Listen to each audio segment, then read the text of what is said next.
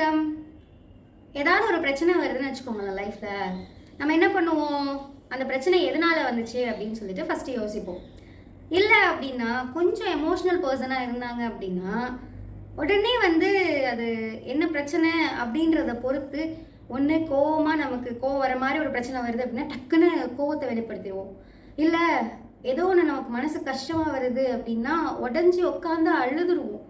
So இந்த மாதிரி நம்ம பண்ணும் பொழுது அந்த இடத்துல அந்த ப்ரெசன்ட் டைமை நம்ம யோசிக்க மறந்துடுறோம். இப்போ திடீர்னு நம்ம ரோட்டில் நடந்து போயிட்டு இருக்கோம், இல்லை ரோட்டில் வண்டி 2 வீலர் ஓட்டிகிட்டு இருக்கோம், இல்லை காரில் போகிறோம், இல்லை பஸ்லேயே போயிட்டு இருக்கோம்னு வச்சுக்கோங்களேன். திடீர்னு ஏதோ ஒரு ஆக்சிடென்ட் ஆயிடுது.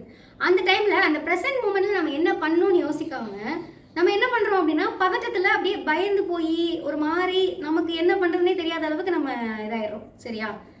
அப்படி இல்லாமல் அந்த இடத்துல நம்ம ப்ரெசன்ட் மூமெண்ட்டில் இப்போ ஓகே இது முடிஞ்சிச்சு, இதுக்கப்புறம் நம்ம நெக்ஸ்ட் என்ன பண்ணணும் அப்படின்றத வாட் நெக்ஸ்ட் அப்படின்றத நம்ம யோசிக்கணுமா இல்லையா? என்ன ஆக்சிடெண்ட்டாக அது இதுன்னு இப்படி பேசிகிட்டு இருக்கீங்களேன்னு யோசிக்கிறீங்களா? ஆமாங்க, இன்றைக்கும் ஒரு புக்கை தான் தூக்கிட்டு வந்திருக்கேன் நான். அந்த புத்தகத்தோட பெயர் என்ன அப்படின்னா சிந்தனை தேன்கூடு அப்படின்ற ஒரு புத்தகம். சரிங்களா? இப்போ நம்ம அந்த புத்தகத்தை பார்க்க போகலாமா?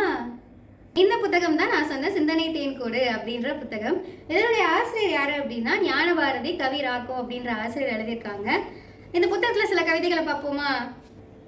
மழலை பாடுவதில் குயில் அழகு, ஆடுவதில் மயில் அழகு, பேசுவதில் கிளி அழகு, வீசுவதில் தென்றல் அழகு, நடப்பதில் சிங்கம் அழகு, ஒளிர்வதில் நிலா அழகு, ஓடுவதில் சிறுத்தை அழகு, மண்ணுக்கு மழை அழகு, பெண்ணுக்கு நாணம் அழகு, எல்லாம் உன்னை காணும் வரை எனது அருமை மழலையே, என் இல்ல செழுமையே.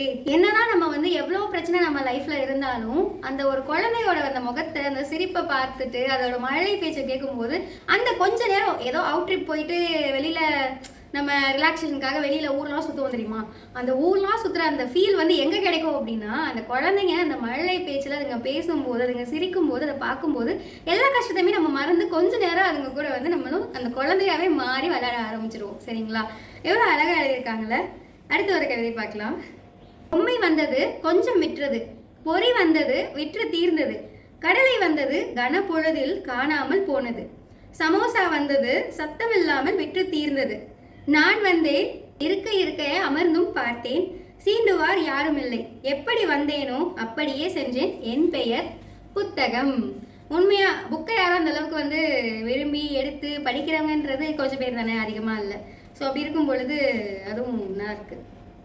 ஒரு சின்ன கவிதை பாக்கெட் காலி அப்படின்ற ஒரு டைட்டிலில், பண்டிகை காலம் இது, ஆம் பிள்ளைகளுக்கு ஜாலி, அம்மாவுக்கு ஜோலி, பாவப்பட்ட அப்பாவுக்கோ பாக்கெட் காலி.